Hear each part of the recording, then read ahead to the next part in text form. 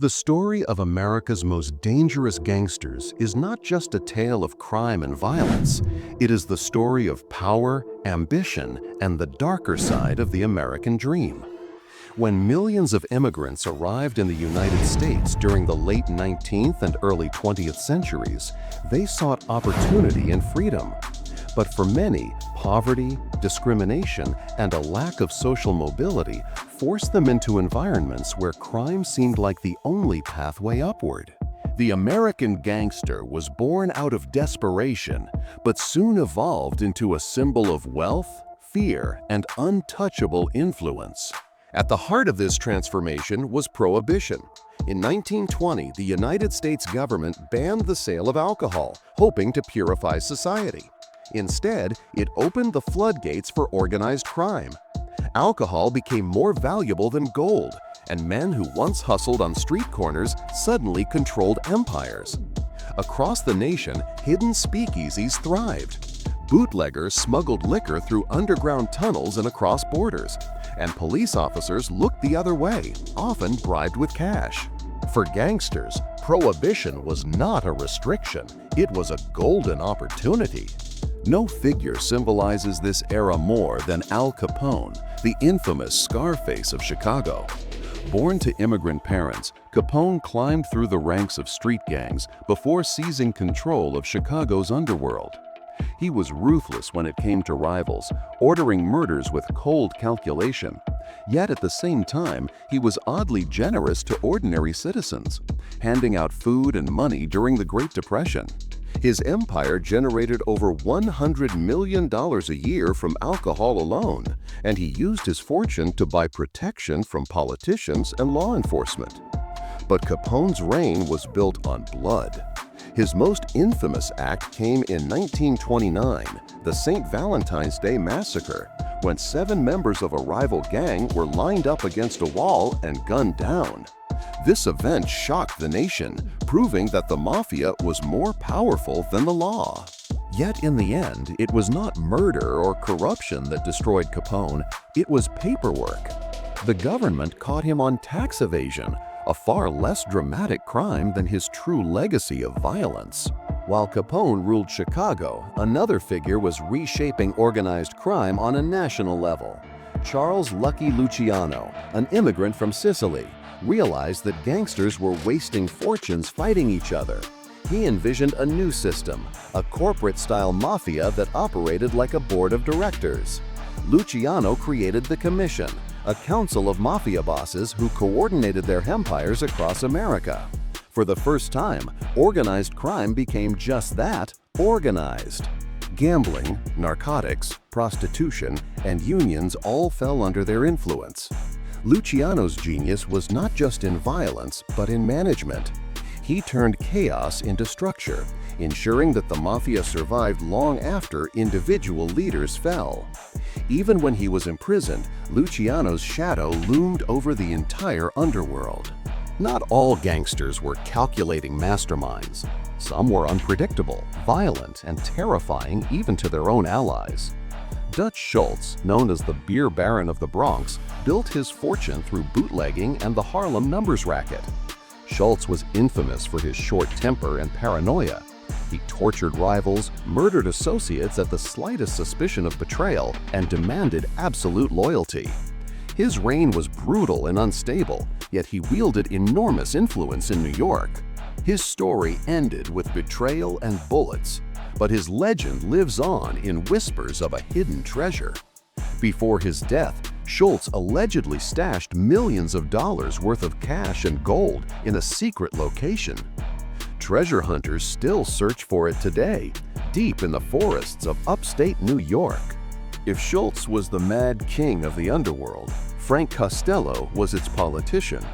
Known as the Prime Minister of the underworld, Costello preferred influence over violence. He understood that true power came not from guns, but from controlling those who held them.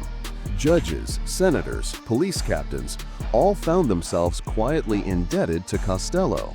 While other gangsters made headlines with shootouts, Costello made deals behind closed doors.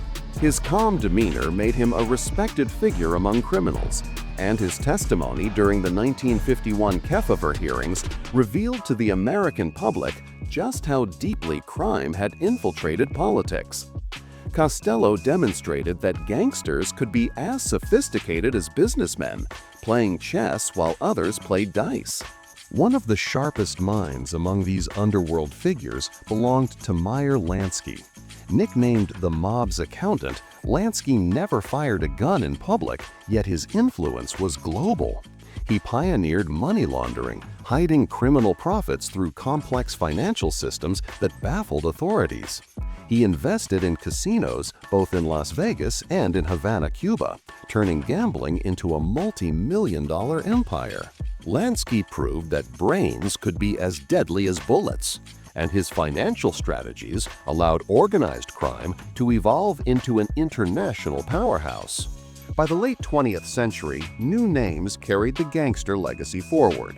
John Gotti, the flamboyant boss of the Gambino crime family in New York, became a household name in the 1980s. Known as the Dapper Don for his expensive suits and charismatic smile, Gotti loved the spotlight. He was adored by the public, especially in Italian-American neighborhoods, where he was seen as a hero who gave back to the community. But behind the charm lay violence. Gotti ordered hits on rivals and traitors, keeping his grip on power through fear. For years, charges never stuck, earning him the nickname the Teflon Don. But betrayal finally ended his reign. His underboss, Sammy the Bull Gravano, turned against him, testifying in court and ensuring Gotti spent the rest of his life behind bars. These men, from Capone to Gotti, embodied the paradox of the American gangster. They were criminals, yet admired, killers, yet celebrated. They created systems that rivaled governments, and in many cases surpassed them in influence. But no empire lasts forever. By the mid-20th century, the FBI, once hesitant to even acknowledge the mafia, began to strike back. J. Edgar Hoover's agents launched wiretaps, undercover operations, and sting missions that dismantled families from the inside. The introduction of the RICO Act in 1970 gave prosecutors new power to charge entire organizations rather than just individuals. Slowly, the untouchables became vulnerable.